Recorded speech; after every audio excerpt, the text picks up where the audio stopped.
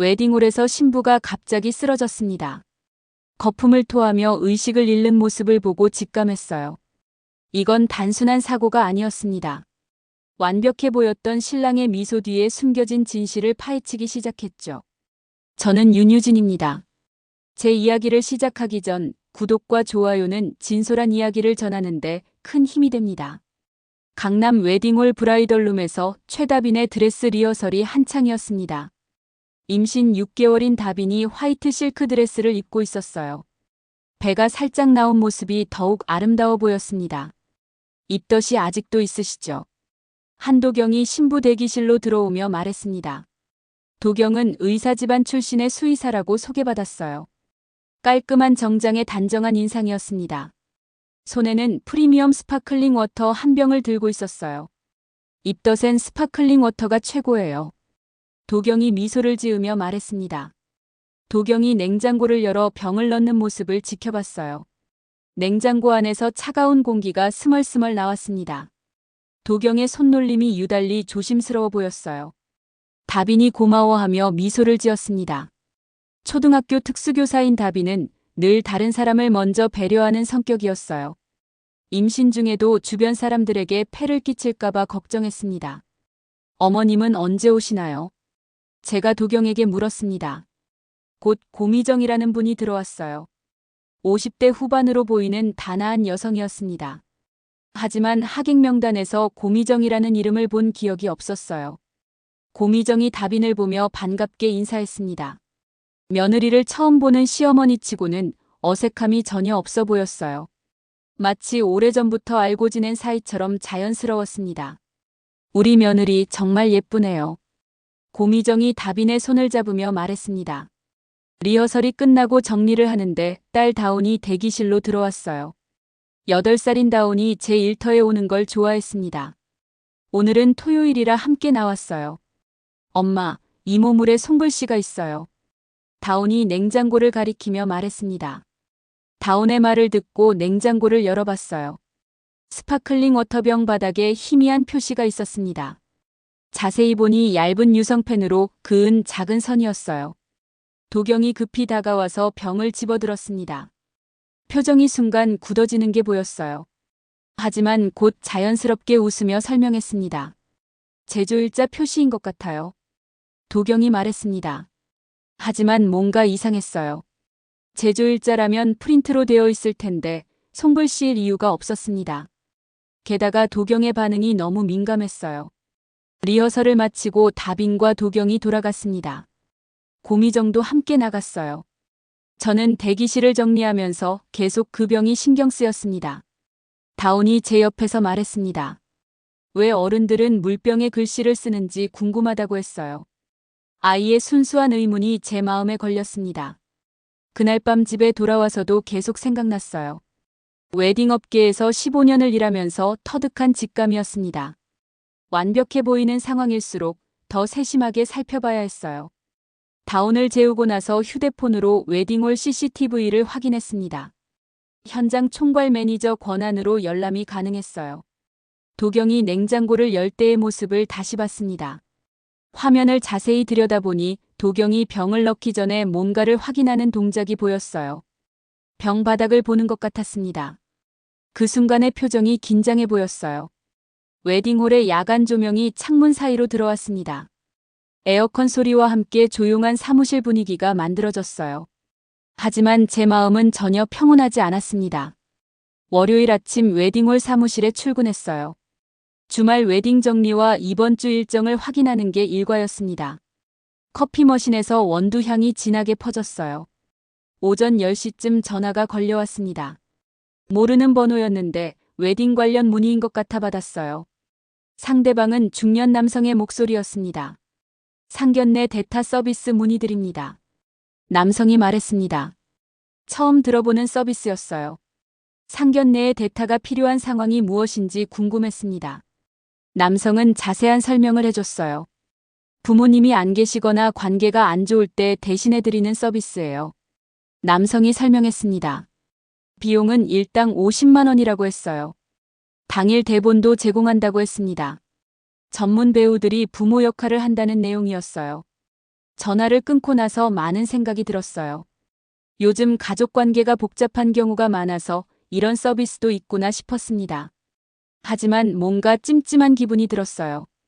점심시간에 전직 동료인 박태수에게 연락했습니다.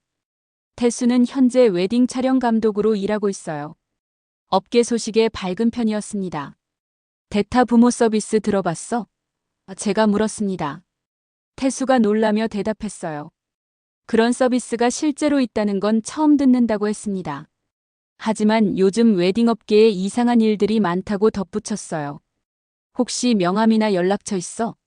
태수가 관심을 보였습니다. 아침에 받은 전화번호를 태수에게 알려줬어요. 태수는 한번 알아보겠다고 했습니다. 웨딩업계 네트워크를 활용해서 조사해보겠다고 약속했어요. 오후에 다시 그 번호로 전화가 왔습니다. 이번에는 여성 목소리였어요. 상견례 대타 서비스 예약 확인차 연락했다고 했습니다. 토요일 강남 웨딩홀 건입니다. 여성이 말했습니다. 순간 가슴이 철렁했어요. 토요일 강남 웨딩홀이면 다빈과 도경의 결혼식이었습니다. 설마 고미정이 가짜 시어머니라는 건가요? 전화를 받은 척하면서 자세한 내용을 들어봤어요. 여성은 고미정이라는 이름으로 시어머니 역할을 맡는다고 했습니다. 대본은 당일 아침에 받을 예정이라고 덧붙였어요. 혹시 명함 좀 받을 수 있을까요? 제가 조심스럽게 물었습니다. 여성이 웨딩홀로 팩스를 보내주겠다고 했어요. 잠깐 후 팩스기에서 용지가 나왔습니다. 깔끔하게 디자인된 명함이었어요. 명함에는 스마일 패밀리라는 업체 이름이 적혀 있었습니다. 부모 대행 전문 서비스라는 문구도 보였어요. 연락처와 함께 여러 서비스 항목이 나열되어 있었습니다. 명함을 휴대폰으로 촬영해서 태수에게 보냈어요. 태수가 곧바로 답장을 보내왔습니다. 이런 업체가 실제로 존재한다는 게 충격적이라고 했어요. 퇴근 후 다운을 데리러 학원에 갔습니다.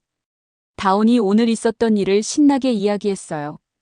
하지만 제 머릿속에는 온통 스마일 패밀리 생각뿐이었습니다.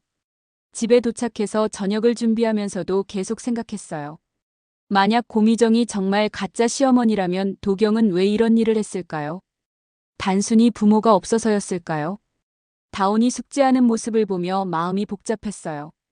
결혼이라는 게 이렇게 거짓으로 포장될 수 있다는 사실이 씁쓸했습니다. 특히 임신한 신부를 속이고 있다는 생각에 화가 났어요. 화요일 오전 도경에게서 연락이 왔어요. 결혼식 전에 미리 혼인신고를 하고 싶다고 했습니다. 보통은 식후에 하는 경우가 많은데 특별한 이유가 있는지 물어봤어요. 아이 때문에 미리 하는 게 좋을 것 같아서요. 도경이 설명했습니다. 타당한 이유처럼 들렸어요. 임신 중이니 법적 보호를 먼저 받는 게 맞다고 생각했습니다. 하지만 어제 일 때문에 도경의 모든 행동이 의심스럽게 느껴졌어요. 오후에 웨딩홀 로비에서 도경을 목격했습니다. 정장 차림의 남성 2명과 함께 라운지에 앉아 있었어요. 서류를 주고받는 모습이 보였습니다. 멀리서 지켜보니 보험 설계사들 같았어요. 각자 다른 회사 로고가 박힌 폴더를 들고 있었습니다. 도경이 두 사람에게 각각 다른 서류를 건네주는 것 같았어요. 접수 데스크에 CCTV 모니터가 있어서 확대해서 봤습니다. 도경이 한 설계사에게는 종이 한 장을, 다른 설계사에게는 여러 장을 주는 게 보였어요. 라운지에서 나오는 도경의 표정이 만족스러워 보였습니다. 두 설계사도 악수를 나누며 헤어졌어요. 뭔가 중요한 계약이 성사된 것 같았습니다. 저녁에 태수에게서 연락이 왔어요. 스마일 패밀리에 대해 조사한 결과를 알려줬습니다. 실제로 존재하는 업체이고 웨딩 업계에서는 은밀하게 이용되고 있다고 했어요. 고객층이 좀 특이해. 태수가 말했습니다. 대부분 가족관계에 문제가 있는 경우가 아니라고 했어요. 오히려 뭔가 숨기고 싶은 일이 있는 사람들이 주로 이용한다고 했습니다. 태수의 말을 듣고 더욱 의심이 커졌어요. 도경이 단순히 부모가 없어서 대타를 쓰는 게 아닐지도 모른다는 생각이 들었습니다. 수요일에는 도경과 다빈이 함께 웨딩홀에 왔어요. 최종 점검차 온 것 같았습니다. 다빈이 임신 때문인지 조금 피곤해 보였어요. 도경이 다빈을 챙기는 모습은 정말 다정해 보였습니다. 물을 가져다주고 의자에 앉게 하는 세심함까지 보였어요. 완벽한 예비 신랑의 모습이었습니다. 하지만 제 눈에는 모든 게 연기처럼 보였어요. 너무 완벽해서 오히려 어색했습니다. 진짜 사랑하는 사람이라면 좀 더 자연스러운 실수나 어색함이 있을 텐데요. 점검을 마치고 돌아가는 두 사람을 배웅했어요. 도경이 다빈의 허리를 조심스럽게 받쳐주는 모습까지 완벽했습니다. 하지만 그 완벽함이 더욱 의심스러웠어요. 그날 밤 CCTV 파일을 다시 확인했어요. 도경이 보험 설계사들과 만나는 장면을 자세히 봤습니다. 한 설계사에게는 적은 금액을, 다른 설계사에게는 큰 금액의 보험을 든 것 같았어요. 왜 보험을 분산해서 가입하는지 이해할 수 없었습니다. 보통은 한 곳에서 큰 보장을 받는 게 유리한데요. 혹시 의도적으로 분산한 건 아닐까 하는 생각이 들었어요. 목요일에 웨딩홀 브라이덜룸을 최종 점검했어요. 신부 대기실 곳곳을 살펴보며 빠진 게 없는지 확인했습니다. 메이크업 테이블 위의 조명과 거울 상태도 점검했어요. 대기실 한쪽에 선물 상자가 놓여 있었습니다. 도경이 다빈을 위해 준비한 것 같았어요. 리본으로 예쁘게 포장된 고급 초콜릿 세트였습니다. 상자를 자세히 보니 카페인 함량주의 표시가 있었어요. 임산부는 섭취를 제한해야 한다는 경고 문구도 보였습니다.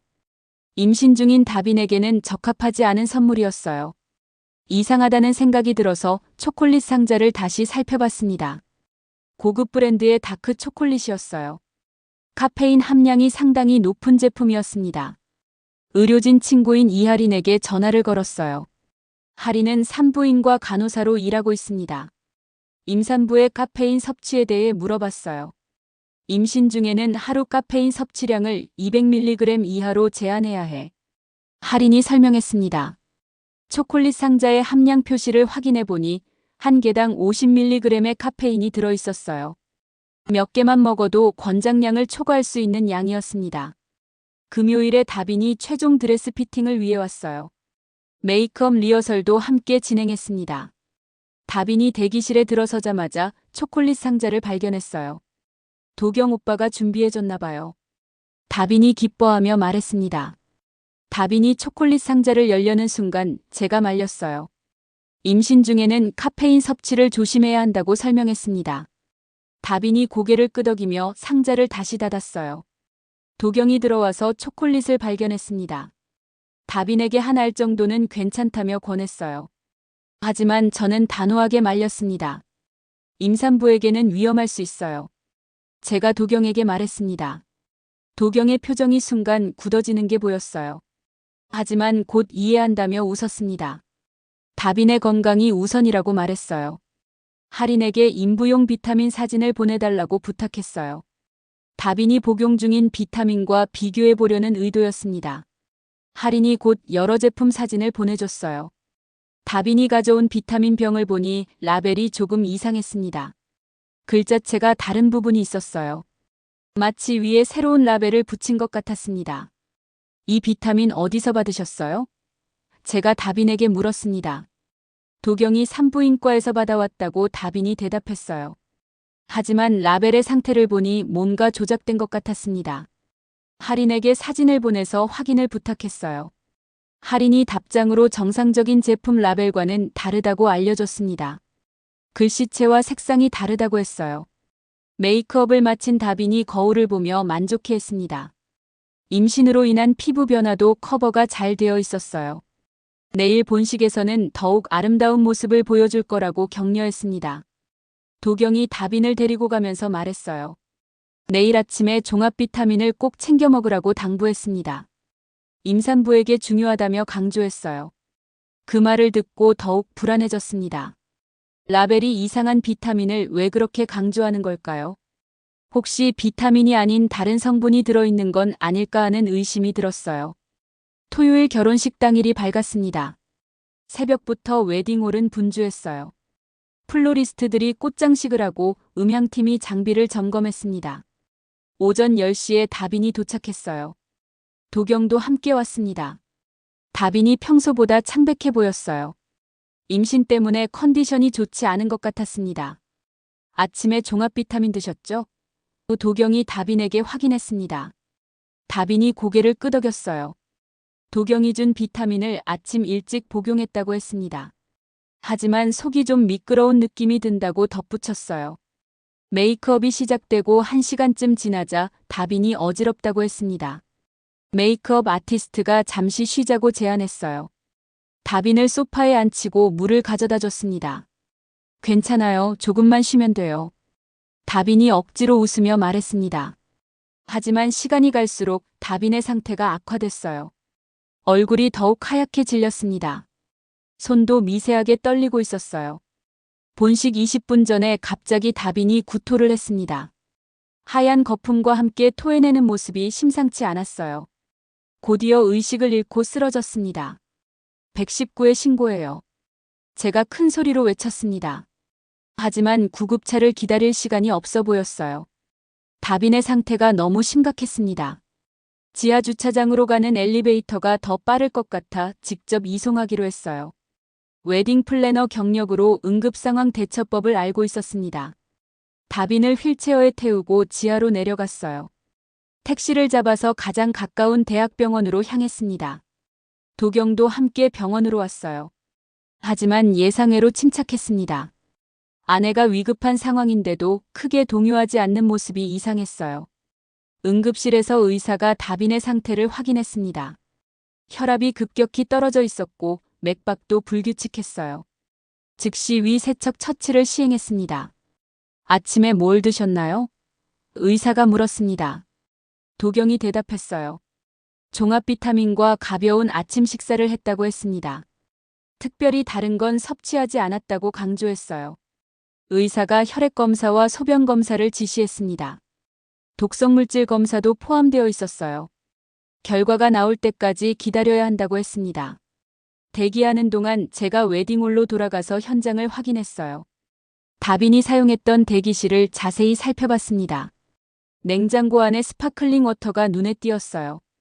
병을 꺼내서 자세히 봤어요. 라벨이 미세하게 벌어진 흔적이 있었습니다. 마치 새로운 라벨을 위에 붙인 것처럼 보였어요. 다운이 말했던 병 바닥의 표시도 다시 확인했습니다. 유성펜으로 그어진 얇은 선이 분명히 있었어요. 이건 단순한 제조일자 표시가 아니었습니다. 누군가 의도적으로 표시해둔 것 같았어요. 병원으로 돌아가서 도경에게 스파클링 워터에 대해 물어봤습니다. 언제 어디서 산 건지 궁금하다고 했어요. 도경이 잠시 당황하는 기색을 보였습니다. 편의점에서 샀어요. 도경이 대답했습니다. 하지만 그 브랜드는 편의점에서 파는 제품이 아니었어요. 고급 수입 브랜드로 백화점에서나 구할 수 있는 제품이었습니다. 다빈이 중환자실에 입원했어요. 의식은 회복했지만 여전히 위험한 상태였습니다. 태아의 상태도 불안정해서 지속적인 모니터링이 필요했어요. 도경이 갑자기 화장을 주장하기 시작했습니다. 부검은 필요 없고 조용히 자연장으로 보내주고 싶다고 말했어요. 하지만 다빈은 아직 생존해 있었습니다. 도경의 말이 이상했어요. 아직 다빈 씨가 살아있는데 왜 그런 말씀을 하세요? 제가 물었습니다.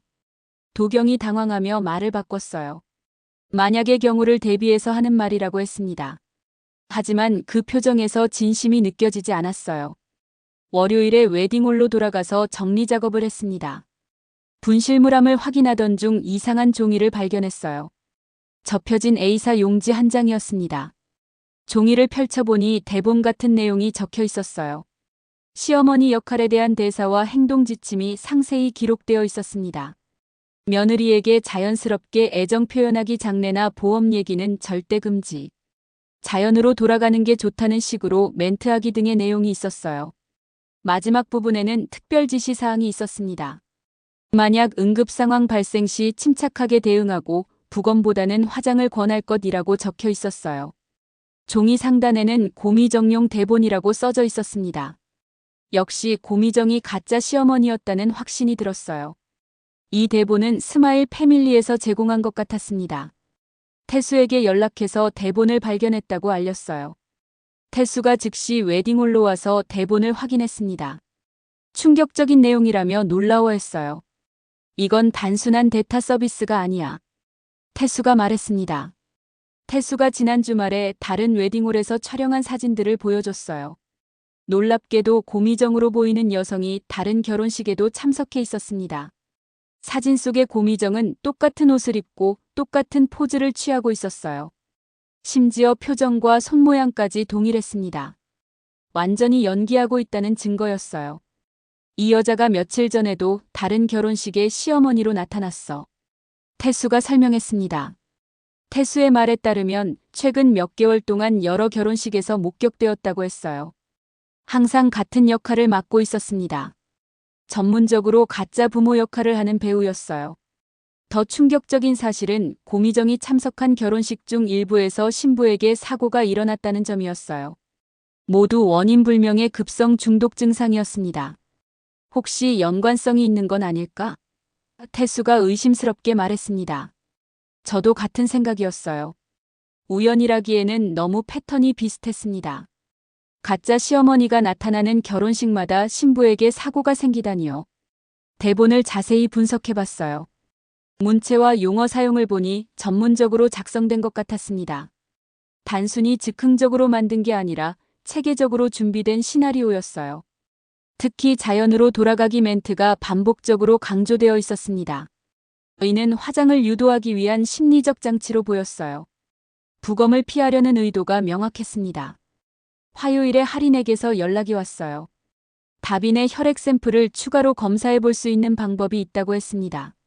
독성 스크리닝을 더 정밀하게 할 수 있다고 했어요. 위내용물도 함께 검사하면 더 정확할 거야. 할인이 설명했습니다. 할인의 도움으로 추가 검사를 의뢰했어요. 결과가 나오는데 며칠이 걸릴 것 같다고 했습니다. 그동안 다른 증거들을 더 수집해야 했어요. 웨딩홀 대기실로 가서 냉장고를 다시 확인했습니다. 스파클링 워터병이 그대로 있었어요. 병 바닥의 유성펜 표시를 자세히 살펴봤습니다. 흐릿한 이니셜 같은 것이 보였어요. 자세히 보니 HD라고 쓰여 있는 것 같았습니다. 한도경의 이니셜과 일치했어요. 냉장고 안에 똑같은 브랜드의 병이 하나 더 있었습니다. 하지만 이 병에는 표시가 없었어요. 두 병을 나란히 놓고 비교해봤습니다. 표시가 있는 병과 없는 병의 라벨이 미묘하게 달랐어요. 표시가 있는 병의 라벨이 살짝 들뜬 상태였습니다. 누군가 라벨을 떼고 다시 붙인 것 같았어요. 병을 가지고 태수에게 보여줬어요. 태수도 라벨의 이상함을 금세 알아챘습니다. 전문 촬영 감독다운 예리한 관찰력이었어요. 이 병은 내용물이 바뀐 것 같아. 태수가 말했습니다. 그때 보험사 SIU 조사관인 서준혁이 웨딩홀을 찾아왔어요. 도경이 가입한 보험들에 대해 조사하러 온 것 같았습니다. 서준혁은 처음에 퉁명스러웠어요. 유족도 아닌 사람이 왜 이런 일에 관여하느냐며 불쾌해했습니다. 하지만 제가 수집한 증거들을 보여주자 태도가 바뀌었어요. 분산 가입 정황과 가짜 부모 대본까지. 서준혁이 놀라며 말했습니다. 서준혁에게 도경의 보험 가입 내역에 대해 물어봤어요. 여러 회사에 중복으로 가입했는지 확인하고 싶다고 했습니다. 총 3곳에 각각 다른 조건으로 가입했네요. 서준혁이 확인해줬습니다. 보험금 총액은 10억 원이 넘었어요. 임신 중 사망 시 추가 보험금까지 포함하면 더 큰 금액이었습니다. 이 정도면 충분한 살인 동기가 될 수 있었어요. 서준혁이 본격적인 수사에 착수하기로 했습니다. 보험 사기 의혹이 충분하다고 판단했어요. 경찰과의 공조 수사도 요청할 계획이라고 했습니다. 스파클링 워터병들을 증거품으로 제출했어요. 정밀 분석을 통해 내용물의 성분을 확인할 예정이었습니다. 라벨의 위조 여부도 감식할 수 있을 거라고 했어요. 할인에게서 중간 결과 연락이 왔어요. 다빈의 혈액에서 일반적이지 않은 화학물질이 검출되었다고 했습니다. 정확한 성분은 추가 검사를 통해 확인해야 한다고 했어요. 독성물질일 가능성이 높아. 할인이 심각하게 말했습니다. 점점 의혹이 확신으로 바뀌어가고 있었어요. 도경이 계획적으로 다빈을 해치려 했다는 증거들이 쌓이고 있었습니다. 목요일에 태수가 중요한 정보를 가져왔어요. 도경을 며칠간 미행한 결과 매주 목요일마다 가는 오피스텔이 있다는 걸 발견했습니다. 강남구 어느 오피스텔 403호야. 태수가 알려줬습니다. 서준혁과 함께 해당 오피스텔을 조사하기로 했어요. SIU 권한으로 정식 수색영장을 받을 수 있을 것 같다고 서준혁이 말했습니다. 금요일 오전에 영장을 받고 403호를 수색했어요. 문을 열자마자 이상한 냄새가 났습니다. 화학약품 같은 냄새였어요. 방 안에는 각종 장비들이 있었어요. 라벨 프린터와 공병들, 그리고 캡슐 충전기까지 있었습니다. 마치 소규모 제조업체 같았어요. 책상 위에는 여러 서류들이 정리되어 있었습니다.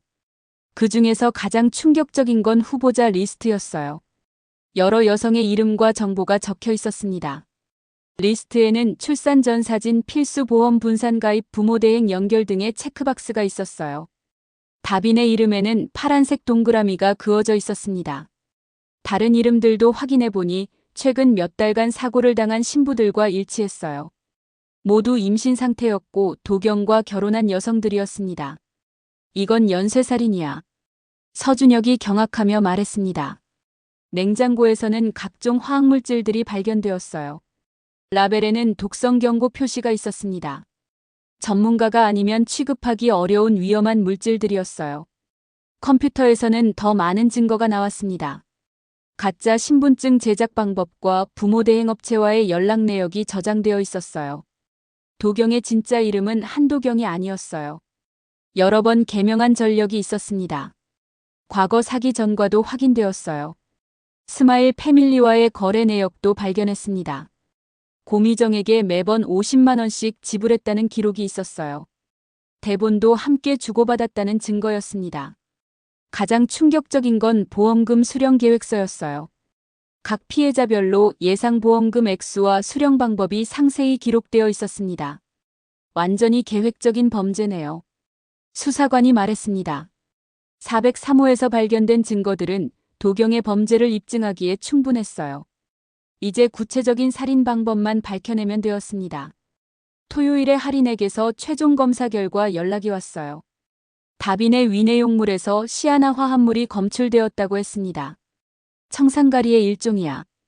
치사량에 가까운 농도였어. 할인이 심각하게 말했습니다. 복용 시점은 결혼식 시작 2~3시간 전으로 추정된다고 했어요. 아침에 먹은 종합 비타민에 들어있었을 가능성이 높다고 했습니다.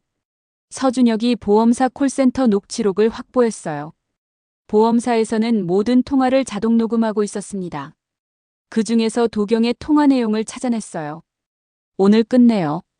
병원 사고처럼 처리하면 돼요. 도경의 목소리가 선명하게 들렸습니다.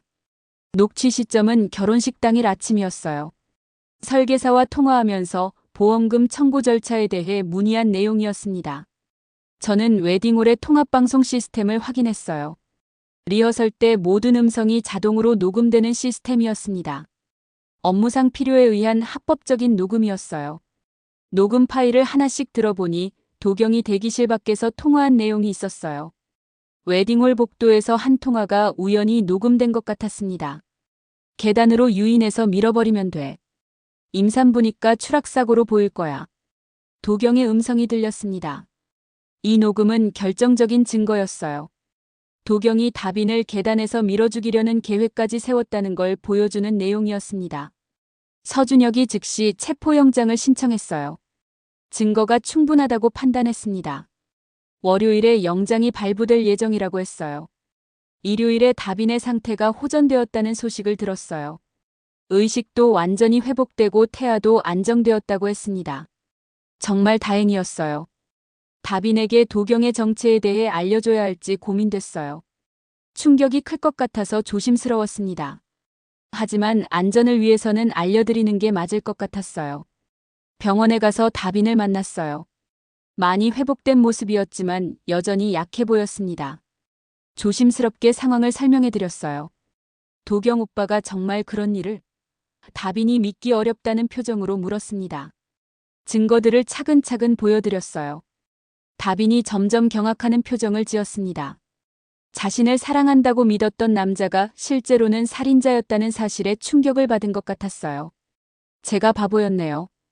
다빈이 눈물을 흘리며 말했습니다. 다빈에게 절대 도경과 단둘이 있지 말라고 당부했어요. 병원에서도 안전요원을 배치해달라고 요청했습니다.